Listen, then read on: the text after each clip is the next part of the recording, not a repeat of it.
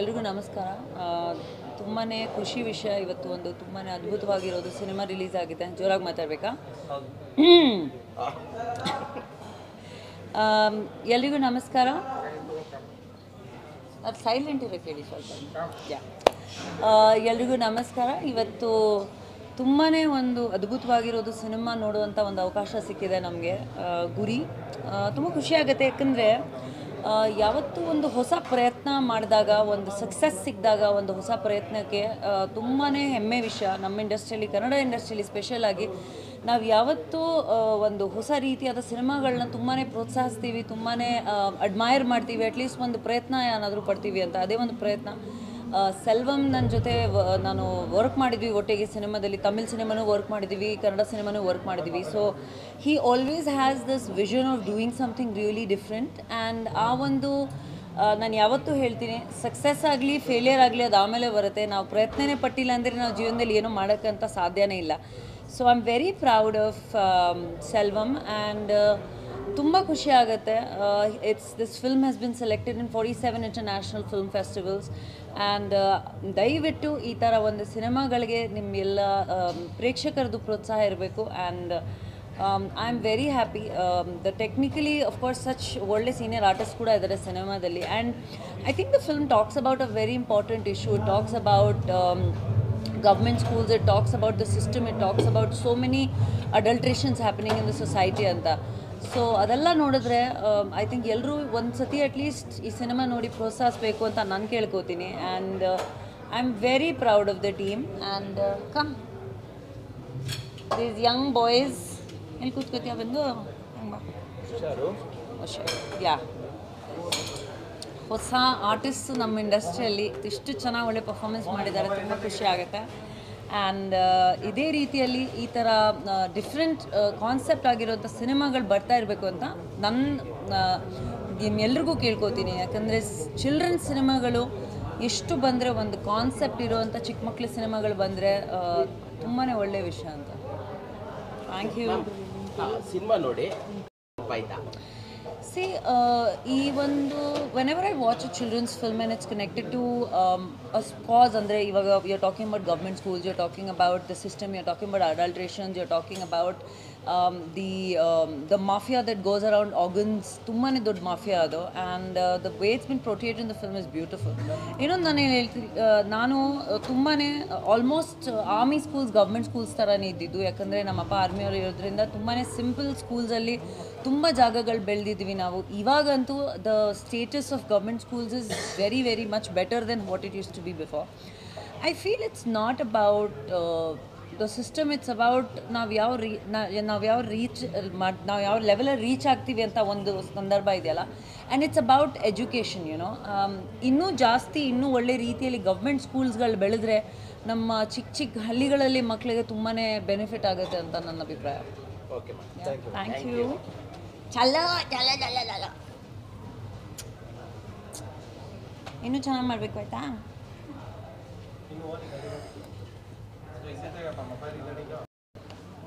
ಎಲ್ಲರಿಗೂ ನಮಸ್ಕಾರ. ಈಗ ತಾನೇ ಗುರಿ ಅನ್ನೋ ಒಂದು ಸಿನಿಮಾನ ನೋಡಿದ್ವಿ. ತುಂಬ ಒಳ್ಳೆ ಅರ್ಥಗರ್ಭಿತ ಸಾಲುಗಳಲ್ಲಿ ಬಂದಿರುವಂಥ ಒಂದು ಸಿನಿಮಾ. ತುಂಬ ಚೆನ್ನಾಗಿ ಮಾಡಿದ್ದಾರೆ. ಆ್ಯಂಡ್ ಹುಡುಗರುಗಳು ಅಷ್ಟೇ ತುಂಬ ಎಫರ್ಟ್ ಹಾಕಿ ಮಾಡಿದ್ದಾರೆ. ತುಂಬ ಅಥೆಂಟಿಕ್ಕಾಗಿ ಹಳ್ಳಿಯಲ್ಲೇ ಯಾವ ಥರ ಶೂಟ್ ಮಾಡಬೇಕು, ನಾವು ಯಾವುದೋ ಒಂದು ಊರಲ್ಲಿ ಕೂತ್ಕೊಂಡು ಸಿನಿಮಾನ ನೋಡ್ತಿದ್ದೀವಿ ಅಂತ ಅನಿಸುತ್ತೆ ಈ ಸಿನಿಮಾನ ನೋಡಿದಾಗ. ಇಡೀ ಎಂಟೈರ್ ಚಿತ್ರತಂಡಕ್ಕೆ ಒಳ್ಳೆಯದಾಗಲಿ. All the very best. ತುಂಬ ಚೆನ್ನಾಗಿ ಮಾಡಿದ್ದೀರಾ, ಒಳ್ಳೆಯದಾಗಲಿ. Thank you. Thank you sir. ಇನ್ನು ಬೆಳೆ ಕೊಟ್ಬಿಡು ಬೇಕಂತ. ಎಲ್ರಿಗೂ ನಮಸ್ಕಾರ. ಈಗಲೇ ಗುರಿ ಅನ್ನೋ ಸಿನಿಮಾ ನೋಡ್ಕೊಂಬಂದೆ. ಸೆಲ್ವಮ್ ಸರ್ ಮಾಡಿರೋದು. ಇವಾಗ ನಾನು ಮಾಡ್ತಿರೋ ಸಿನಿಮಾಗೆ ಅವರೇ ನನ್ನ ಕ್ಯಾಮ್ರಾಮನ್. ಸೊ ಅವರು ಇಬ್ಬರು ಮಕ್ಕಳಲ್ಲಿ ಅವ್ರದ್ದು ಒಬ್ಬರು ಮಗು. ಸೊ ಅದನ್ನು ಕರೆದಿದ್ದು ಅಂತ ನೋಡೋಕ್ಕೆ ಬಂದೆ. ತುಂಬ ಚೆನ್ನಾಗಿ ಮಾಡಿದ್ದಾರೆ cinema. It's about education. I think ಅದು ತುಂಬ ಇಂಪಾರ್ಟೆಂಟ್ ಇದೆ ಇವತ್ತು. ಅದು ಎಲ್ಲೇ ಇರಲಿ, it is very very important thing. ಆ ಮಕ್ಕಳು ತುಂಬ ಚೆನ್ನಾಗಿ ಮಾಡಿದ್ದಾರೆ. ಆ್ಯಂಡ್ ಮಕ್ಳು ಇಟ್ಕೊಂಡು ಇಡೀ ಸಿನಿಮಾ ಟ್ರಾವೆಲ್ ಮಾಡಿದ್ದಾರೆ ಅವರು. ಆ್ಯಕ್ಚುಲಿ ಆ್ಯಂಡ್ ಅಚ್ಯುತ್ ಸರ್ ಮಾತಾಡೋದೇ ಬೇಡ, ಅವರು ತುಂಬ ದೊಡ್ಡ ಆ್ಯಕ್ಟರ್ ಅವರು. So it was a very well made movie. And education ಎಷ್ಟು ಇಂಪಾರ್ಟೆಂಟ್ ಅಂದರೆ ಈ ಸಿನಿಮಾದಲ್ಲಿ ಗೊತ್ತಾಗತ್ತೆ ನನಗೆ. And all the very best for the whole team and movie ನಾಳೆ ರಿಲೀಸ್ ಆಗ್ತಾಯಿದೆ. ಸೊ ಎಲ್ಲರೂ ನೋಡಿ ಆಶೀರ್ವಾದ ಮಾಡಿ. Thank you. ಎಲ್ರಿಗೂ ನಮಸ್ಕಾರ. ನಾನು ನಿಮ್ಮ ಪ್ರೀತಿಯ ಸಲಗ ಸೂರ್ಯಣ್ಣ ಮಾತಾಡ್ತಾ ಇದ್ದೀನಿ. ಈಗಾಗಲೇ ಪಿಕ್ಚರ್ ನೋಡ್ಕೊಂಡ್ಬಂದೆ. ತುಂಬ ಅದ್ಭುತವಾಗಿ ಮಾಡಿದ್ದಾರೆ. ಎಲ್ಲ ಆರ್ಟಿಸ್ಟ್ಗಳು, ಟೆಕ್ನಿಷಿಯನ್ಗಳು ಎಲ್ರಿಗೂ ಆಲ್ ದ ಬೆಸ್ಟು. ತುಂಬ ಚೆಂದಾಗಿ ಮೂಡಿ ಬಂದೈತೆ. ಇವಾಗ ಎಲ್ಲ ಹಳ್ಳಿ ಕಡೆನೂ ಒಂದು ಸ್ಕೂಲ್ ಬೇಕಾಗೈತೆ. ಇವಾಗೆಲ್ಲ ಗೌರ್ಮೆಂಟ್ ಸ್ಕೂಲ್ಗಳಲ್ಲಿ ಯಾರೂ ಹೋಗ್ತಾಯಿಲ್ಲ ಸರಿಯಾಗಿ. ಇವಾಗೆಲ್ಲ ಕಾರ್ಮೆಂಟ್ ಸ್ಕೂಲ್ಗಳಲ್ಲಿ ಐತೆ. ಇದು ಒಳ್ಳೆ ಮೆಸೇಜ್ ಐತೆ. ಎಲ್ಲರೂ ಬಂದು ನೋಡಿ ಅಂತ ನಾನು ಕೇಳ್ಕೊತಾ ಇದ್ದೀನಿ. ಎಲ್ಲ ಅಭಿಮಾನಿಗಳು ಬಂದು ನಾಳೆ ಅದ್ದೂರಿಯಾಗಿ ರಿಲೀಸ್ ಮಾಡ್ತಾಯಿದ್ದಾರೆ. ಎಲ್ಲ ಅಭಿಮಾನಿಗಳು ಬಂದು ನೋಡಿ ಆಶೀರ್ವಾದ ಮಾಡಬೇಕಂತ ಎಲ್ಲರ ಹತ್ರನೂ ಕೇಳ್ಕೊತಾ ಇದ್ದೀನಿ. ತುಂಬ ಅದ್ಭುತವಾಗಿ ಮೂಡಿದೆ. ಡೈರೆಕ್ಟ್ರಿಗೂ ಆಲ್ ದ ಬೆಸ್ಟು, ಎಲ್ಲ ಟೆಕ್ನಿಷಿಯನ್ಗಳಿಗೂ ಎಲ್ರಿಗೂ ಆಲ್ ದ ಬೆಸ್ಟ್ ಅಣ್ಣ. ರವಿ ಕಲ್ಯಾಣ್ ಅಂತ.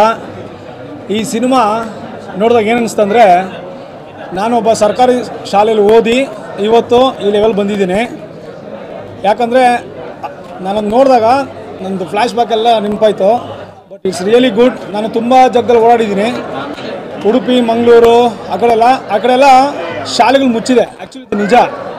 ನಾನು ನೋಡೋ ಏನಿಸ್ತೆ ಬೇಸರ ಆಯಿತು. ಸೇಮ್ ಒಂಥರ ಫ್ಲ್ಯಾಶ್ ಬ್ಯಾಕ್. ಇವಾಗ ನಮ್ಮ ಮಕ್ಕಳಿದ್ದಾರೆ, ಊರಲ್ಲಿದ್ದಾರೆ. ಅವರು ಇವತ್ತು ಗೌರ್ಮೆಂಟ್ ಸ್ಕೂಲಿಗೆ ಓದ್ತಾ ಇದ್ದಾರೆ. ಯಾಕಂದರೆ ಅವ್ರದ್ದು ಸಿಚುವೇಶನ್ ಹೆಂಗಿದೆ, ಆ ಸ್ಕೂಲು ಒಂದು 2 ವರ್ಷದ ಮುಂಚೆ ಮುಗಿಯೋ ಥರ ಇತ್ತು. ಸೇಮ್ ಯಾರೋ ಒಬ್ಬರು MLA ಸಪೋರ್ಟ್ ಮಾಡಿ ಇವಾಗ ತಿರ್ಗಾ ರಿಓಪನ್ ಮಾಡಿ ನಡೆಸ್ತಾ ಇದ್ದಾರೆ. ಸೆಲ್ವಂ ಸಾರು ತುಂಬ ಚೆನ್ನಾಗಿ ಮಾಡಿದ್ದಾರೆ. ತುಂಬ ದಿವಸ ಆದಮೇಲೆ ಒಂದು ಮಕ್ಕಳ ಸಿನಿಮಾ ಬಂದಿದೆ. I am so happy. ಖುಷಿ ಆಯಿತು. Thank you so much. ತುಂಬ ಅದ್ಭುತವಾಗಿದೆ. Extraordinary cinema. ಯಾಕಂತ ಹೇಳಿದ್ರೆ ಇವತ್ತು ಕರ್ನಾಟಕದಲ್ಲಿ ಎಷ್ಟು ಸರ್ಕಾರಿ ಶಾಲೆಗಳನ್ನ ಬಾಕ್ಲಾಕಿದ್ದಾರೋ ಆ ಶಾಲೆನ ಈ ಸಿನಿಮಾ ಮುಖಾಂತರ ಖಂಡಿತವಲ್ಲೂ ರಿಓಪನ್ ಮಾಡಬೇಕು. ಯಾಕಂತ ಹೇಳಿದ್ರೆ ಈ ಸಿನಿಮಾದ ಒಂದು ಒಳ್ಳೆ ಮೆಸೇಜ್ ಇದೆ. ಗುರಿ ಇಲ್ಲದೆ ಗುರಿ ಇಟ್ಕೊಂಡು ಮಾಡಿರ್ತಕ್ಕಂಥ ಒಂದು ಒಳ್ಳೆ ಅದ್ಭುತ ಸಿನಿಮಾ. ನನ್ನ ಫ್ಯಾಮಿಲಿ ಫ್ರೆಂಡು, ನನ್ನ ಸೆಲ್ವಂ ಅವರು ಒಳ್ಳೆ ಅದ್ಭುತ ಡೈರೆಕ್ಷನ್ ಮಾಡಿದ್ದಾರೆ. Cameraman already ಅವರೇನೆ. ಸೊ ಹಾಗಾಗ್ಬಿಟ್ಟು ನಿಜವಾಗ್ಲೂ ಈ ಸಿನಿಮಾದಲ್ಲಿ ಮಾಡಿರ್ತಕ್ಕಂಥ ಮಂಜೂರವರು ಪ್ರತಿಯೊಬ್ಬರ ಆ್ಯಕ್ಟಿಂಗು ತುಂಬ ಅದ್ಭುತವಾಗಿದೆ. ಕೆಲವೊಂದು ಸೀನ್ಗಳಲ್ಲಿ ನಮಗೆ ಕಣ್ಣೀರು ಬರ್ತದೆ, ಅಷ್ಟು ಸೆಂಟಿಮೆಂಟ್ ಸೀನ್ ಇದೆ. ಪಾಪ ಆ ಮಕ್ಕಳು ಒಂದು ಏನು ಹಳ್ಳಿಲಿ ಹುಟ್ಟಿರ್ತಕ್ಕಂಥ ಪ್ರತಿಭೆ ಮಕ್ಕಳು ನಮ್ಮ ಸ್ಕೂಲು ಗೌರ್ಮೆಂಟ್ ಸ್ಕೂಲ್ ಓಪನ್ ಮಾಡಲೇಬೇಕಂತ ಹೇಳ್ಬಿಟ್ಟು ಬೆಂಗಳೂರು ಸಿಟಿಗೆ ಬಂದು ಮುಖ್ಯಮಂತ್ರಿನ ಮೀಟ್ ಮಾಡಿ ಆ ಸ್ಕೂಲ್ನ ಓಪನ್ ಮಾಡೋದಿದೆ. ಅದ್ಭುತ ಕಂಟೆಂಟು, ಒಳ್ಳೆ ಸಿನಿಮಾ. ದಯವಿಟ್ಟು ಪ್ರತಿಯೊಬ್ಬರು ಬಂದು ಈ ಸಿನಿಮಾ ನೋಡಿ ಗೆಲ್ಸ್ಕೊಡ್ಬೇಕಂತೇಳಿ ನಾನು ಈ ಸಂದರ್ಭದಲ್ಲಿ ಹೇಳ್ಕೊಳ್ತಾ, ಎಲ್ಲರೂ ಅಷ್ಟೇ ಇವತ್ತೇನಾದರೂ ಒಳ್ಳೊಳ್ಳೆ IAS IPS ಅಧಿಕಾರಿಗಳು ಇದ್ದರೆ ಅವರೆಲ್ಲ ಸರ್ಕಾರಿ ಶಾಲೆಯಲ್ಲೇ ಓದಿರೋದು. ಹಾಗಾಗ್ಬಿಟ್ಟು ದಯವಿಟ್ಟು ಈ ಗುರಿ ಸಿನಿಮಾನ ಪ್ರತಿಯೊಬ್ಬರು ಬಂದು ನೋಡಿ ಗೆಲ್ಸ್ಕೊಡ್ಬೇಕಂತೇಳಿ ಕೇಳ್ಕೊಳ್ತೀನಿ. ನಮಸ್ಕಾರ. Thank you. ಓಕೆ, ಇಷ್ಟು ಜೋರಾಗಿ ಮಾತಾಡಲ್ಲ. Hello, fine. First of all, ಗುರಿ ಅನ್ನೋ ಸಿನಿಮಾ ಹೆಸರಿಗೆ ತಕ್ಕನಂಗೆ, ಟೈಟಲಿಗೆ ತಕ್ಕನಾಗೆ ತುಂಬ ಚೆನ್ನಾಗಿ ತೆಗೆದಿದ್ದಾರೆ. ಅಂದರೆ ಒಬ್ಬ ಚಿಕ್ಕ ಮಕ್ಳಿಗೂ ಗುರಿ ಅನ್ನೋದಿದ್ರೆ ಎಲ್ಲಿವರೆಗೂ ತಲುಪ್ಬೋದು ಅಂತ.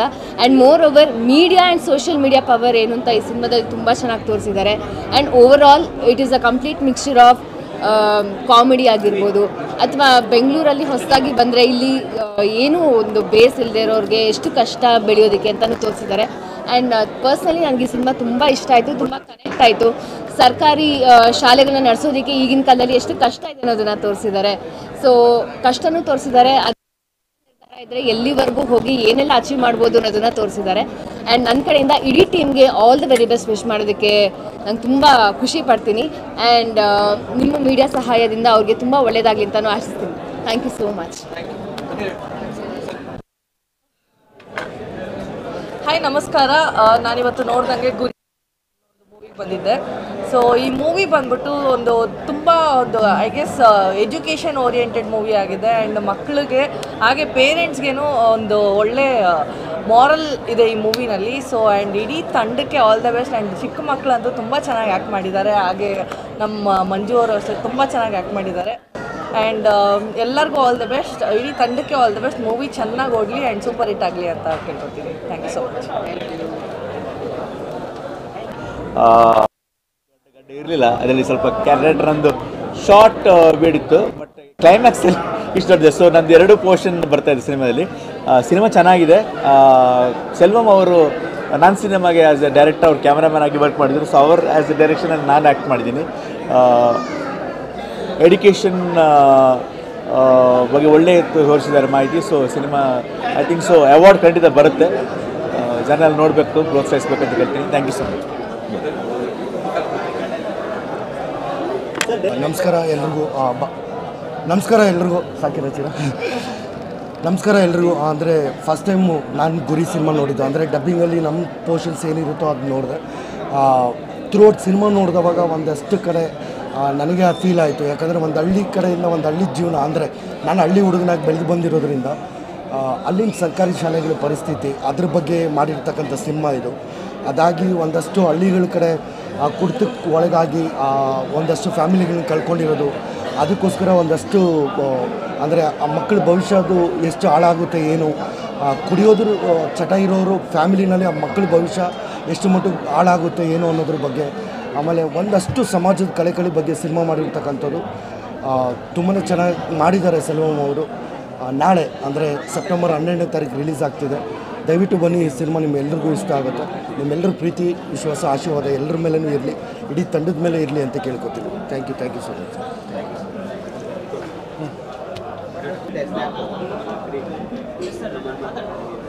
ಕ್ವಶನ್ ಕೇಳ್ತಾರೆ, ನಾನೇ ಮಾತಾಡ್ಬಿಡಲ್ಲ.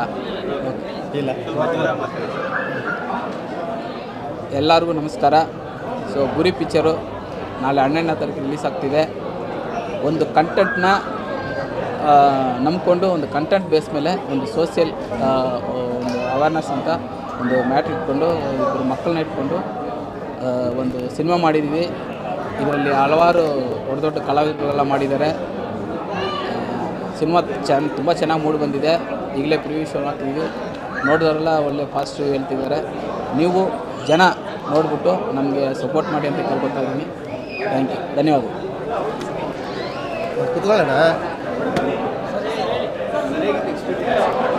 ಹಾಯ್, ಎಲ್ರಿಗೂ ನಮಸ್ಕಾರ. ಮತ್ತು ನಮ್ಮ ಕರ್ನಾಟಕದ ಜನತೆಗೆ ನಾನು ನಮಸ್ಕಾರ ಹೇಳೋಕ್ಕೆ ಇಷ್ಟಪಡ್ತೀನಿ. ಗುರಿ ಅಂದ ತಕ್ಷಣ ನನಗೆ ನೆನಪಾಗೋದು ನಮ್ಮ ಹಳೆಯ ಸಿನಿಮಾ, ಅಣ್ಣವ್ರ ಸಿನಿಮಾ. ನಾವು ಚಿಕ್ಕವರು, ಆವಾಗ ಚಿಕ್ಕ ಮಕ್ಕಳು, ಗುರಿ ಸಿನಿಮಾ ರಿಲೀಸ್ ಆದಾಗ. ಅದಾದಮೇಲೆ ಒಂದು 2-3 ಸಲ ಸಿನಿಮಾ ನೋಡಿದ್ದೀನಿ ಗುರಿ ಸಿನಿಮಾ. ಆ ಗುರಿ ಸಿನಿಮಾದಲ್ಲಿ ತುಂಬ ಅದ್ಭುತವಾಗಿ ನಟನೆ ಮಾಡಿದ್ದಾರೆ ಅಣ್ಣವ್ರ ಅಭಿನಯ ಅಂದರೆ ಅಷ್ಟು.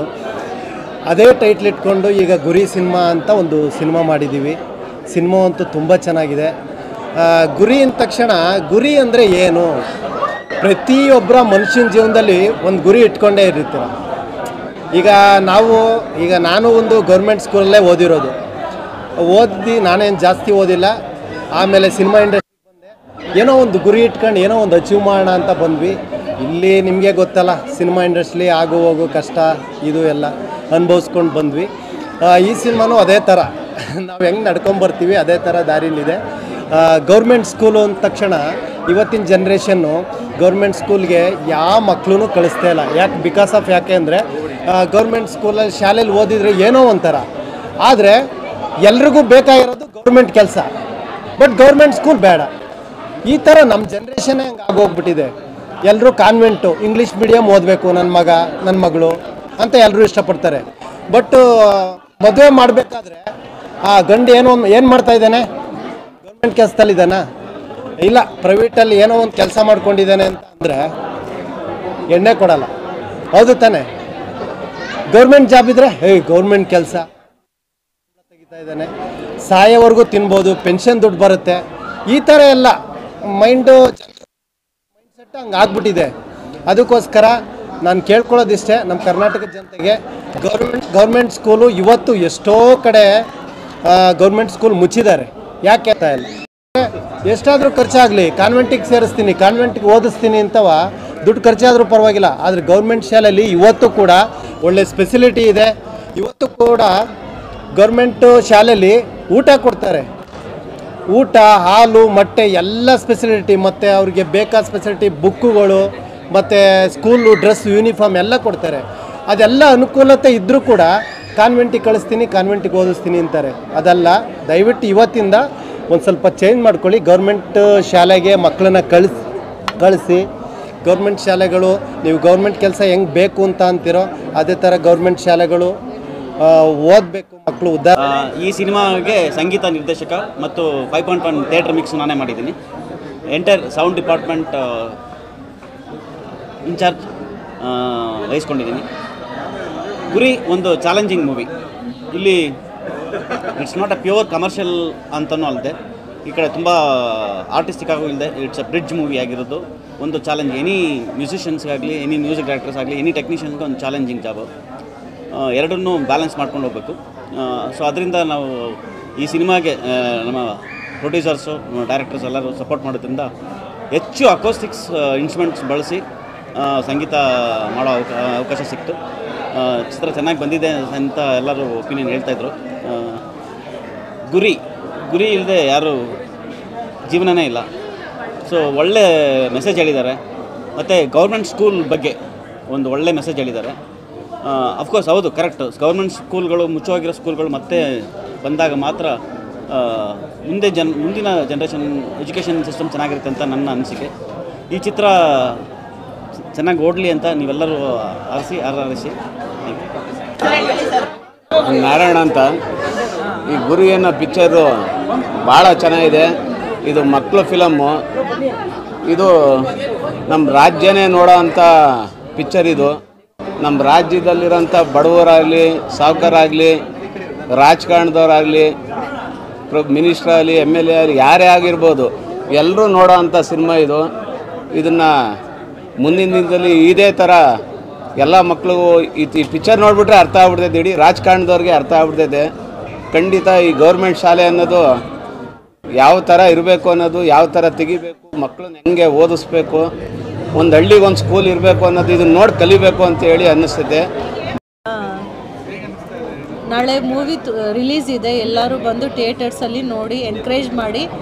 ಮಕ್ಕಳು ತುಂಬ ಚೆನ್ನಾಗಿ ಮಾಡಿದ್ದಾರೆ. ಈಗ ತಾನೇ ನೋಡ್ಕೊಂಡ್ಬಂದ್ವಿ, ತುಂಬ ಚೆನ್ನಾಗಿ ಬಂದಿದೆ ಮೂವಿ. ಮಕ್ಕಳು ಗೌರ್ಮೆಂಟ್ ಸ್ಕೂಲ್ ಎಷ್ಟು ಇಂಪಾರ್ಟೆಂಟು ಮತ್ತು ಎಜುಕೇಷನ್ ಎಷ್ಟು ಇಂಪಾರ್ಟೆಂಟ್ ಅಂತ. ಕಷ್ಟಪಡ್ದವ್ರು ಓದೋಕ್ಕೆ ನಡ್ಕೊಂಡು ಹೋಗಬೇಕು, ತುಂಬ ದೂರ ಹೋಗಬೇಕು. ಮನೇಲಿ ಕಷ್ಟದಿಂದ ಸ್ವಲ್ಪ ಜನ ಓದ್ತಾ ಇಲ್ಲ. ದಯವಿಟ್ಟು ಎಲ್ಲರೂ ನಿಮ್ಮನ್ನ ಬೇಡ್ಕೊಳ್ಳೋದೇನೆಂದರೆ ಎಲ್ಲ ಮಕ್ಕಳನ್ನ ಕರ್ಕೊಂಡು ಬಂದು ಮೂವಿ ನೋಡಿ ಅಷ್ಟೇ. ಫ್ಯಾಮಿಲಿ ಎಲ್ಲ ಬಂದು ನೋಡಬೇಕು, ಎಂಕರೇಜ್ ಮಾಡಿ ಸಪೋರ್ಟ್ ಮಾಡಿ. ಗುರಿ ಫಿಲಮ್ಮು ತುಂಬ ಇಷ್ಟ ಆಯಿತು ನಮಗೆ. ನಾವು ಪಾತ್ರ ಮಾಡಿರೋದು ಗೌರ್ಮೆಂಟ್ ಸ್ಕೂಲ್ ಎಷ್ಟು ಇಂಪಾರ್ಟೆಂಟು ಅಂತ ಎಲ್ಲ ಅರ್ಥ ಮಾಡ್ಕೊಬೇಕು. ಎಲ್ಲ ಪ್ರೈವೇಟ್ ಶಾಲೆಯಲ್ಲಿ ಸ್ಕೂಲ್ಗೆಲ್ಲ ಹೋಗ್ತಾರೆ, ಮಕ್ಕಳೆಲ್ಲ ಸೇರಿಸ್ತಾರೆ ದುಡ್ಡಿರೋರು. ದುಡ್ಡಿಲ್ದವರು ಎಷ್ಟು ಕಷ್ಟಪಡ್ತಾರೆ. ಈ ಸ್ಕೂಲ್ದು, ಗೌರ್ಮೆಂಟ್ ಸ್ಕೂಲ್ದು ಎಲ್ಲ ಸ್ವಲ್ಪ ಅರ್ಥ ಮಾಡಿಕೊಂಡು ಶಾಲೆಗೆ ಕಳಿಸ್ಬೇಕು. ಗೌರ್ಮೆಂಟ್ ಸ್ಕೂಲಲ್ಲಿ ಮಕ್ಕಳು ಓದೋದಕ್ಕೆ ಎಂಕರೇಜ್ ಮಾಡಬೇಕು. Thank you. ಸಿನಿಮಾ ನೋಡಿದಾಗ ಇದು ತುಂಬ ಒಂಥರ ಶೂಟಿಂಗ್ ಮಾಡಿದಾಗ ಸಿನಿಮಾ ನೋಡ್ತಿರ್ಬೇಕಾದ್ರೆ ಒಂಥರ ಡಿಫ್ರೆಂಟ್ ಆಗಿತ್ತು. ಮತ್ತು ಶೂಟಿಂಗ್ ಮಾಡ್ತಿರ್ಬೇಕಾದ್ರೆ ಡಿಫ್ರೆಂಟ್ ಆಗಿತ್ತು, ಇವಾಗೂ ಡಿಫ್ರೆಂಟ್ ಆಗಿತ್ತು. ಮತ್ತು ಜಾಸ್ತಿ ಒಂಥರ ಡ್ರಾಮಾ ಮತ್ತು ಕಾಮಿಡಿ ಫಿಲಿಮು ಅಷ್ಟು.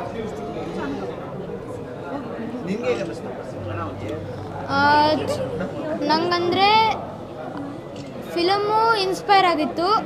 ಈಗ ಬಡವರು ಲೈಫ್ ಬೇರೆ ಥರ ಇರುತ್ತೆ, ಮತ್ತು ಒಂದು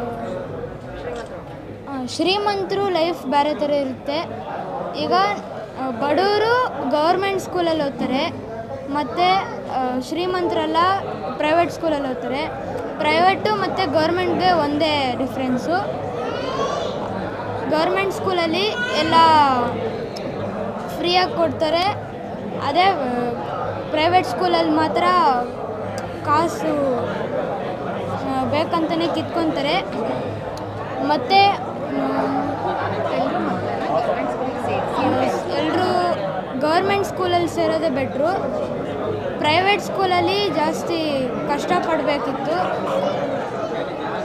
ಮತ್ತು ಗೌರ್ಮೆಂಟ್ ಸ್ಕೂಲು ಅಷ್ಟೇನು ಕಷ್ಟಪಡೋದಿಲ್ಲ. ಅದೇ ಡಿಫ್ರೆನ್ಸ್. ನಮಸ್ಕಾರ. ನಮ್ಮ ಮೂವಿ ನೋಡೋದಕ್ಕೆ ಎಲ್ಲರೂ ಬಂದಿದ್ದೀರಾ. ಫಸ್ಟ್ ಎಲ್ರಿಗೂ ನಮಸ್ಕಾರ ಹೇಳ್ತೀನಿ. ಫಸ್ಟ್ ಹೇಳಬೇಕು ಅಂತ ಅಂದರೆ ನಾನು ತುಂಬ ಮಕ್ಕಳು ಮೂವೀಸ್ ನೋಡಿದ್ದೀನಿ. ಬಟ್ ಆದರೆ ಈ ಮೂವಿ ತುಂಬ ಅಂದರೆ ತುಂಬ ಸ್ಪೆಷಲ್ ಆಗಿದೆ. ಯಾಕೆಂದರೆ ನೀವು ಎಲ್ಲರೂ ಈ ಮೂವಿ ನೋಡಿದ್ದೀರಾ, ನಿಮಗೂ ಅನಿಸಿರುತ್ತೆ. ಹಾಗೆ ನೀವು ಅಷ್ಟೇ ನಿಮ್ಮ ಪೇರೆಂಟ್ಸು ಮಕ್ಕಳನ್ನ ಎಲ್ಲರೂ ಕರ್ಕೊಂಬಂದು ಈ ಮೂವಿ ನೋಡಿ. ಯಾಕಂತ ಅಂದರೆ ಎಲ್ಲ ಮೂವೀಸಲ್ಲಿ ನಾನು ನೋಡಿರೋ ಪ್ರಕಾರ ಇದು ಡಿಫ್ರೆನ್ಸ್ ಯಾಕೆ ಅಂತ ಹೇಳ್ತಿದ್ದೀನಿ ಅಂತ ಅಂದರೆ ಎಜುಕೇಷನ್ ಬಗ್ಗೆ ಇದೆ. ಪೇರೆಂಟ್ಸ್ಗಳು ಮಕ್ಕಳ ಜೊತೆ ಯಾವ ಥರ ಬಿಹೇವ್ ಮಾಡಬೇಕು, ಹೆಂಗಿರಬೇಕು. ಯಾಕೆಂದರೆ ಪೇರೆಂಟ್ಸ್ಗಳನ್ನ ನೋಡಿ ಮಕ್ಕಳು ತುಂಬ ಕಲಿತಾರೆ. ಇವಾಗ ನಮ್ಮಪ್ಪ ಏನೋ ಡ್ರಿಂಕ್ಸ್ ಮಾಡ್ತಿದ್ದಾನೆ ಇಲ್ಲ ಸ್ಮೋಕ್ ಮಾಡ್ತಿದ್ದಾನೆ ಅಂದರೆ ಮಕ್ಕಳು ಅದನ್ನು ನೋಡ್ತಾ ಇರ್ತಾರೆ. ಯಾಕೆಂದರೆ ಮಕ್ಕಳು ಬ್ರೈನ್ ಅಷ್ಟು ಫಾಸ್ಟ್ ಇರುತ್ತೆ. ಆವಾಗ ಅವ್ರೇನು ಮಾಡ್ತಾರೆ, ನಾವು ಅದನ್ನೇ ಮಾಡಬೇಕು ಅಂತ ಸ್ಟಾರ್ಟ್ ಮಾಡ್ತಾರೆ. ಈ ಥರ ಎಲ್ಲ ಆಗ್ತಿರುತ್ತೆ.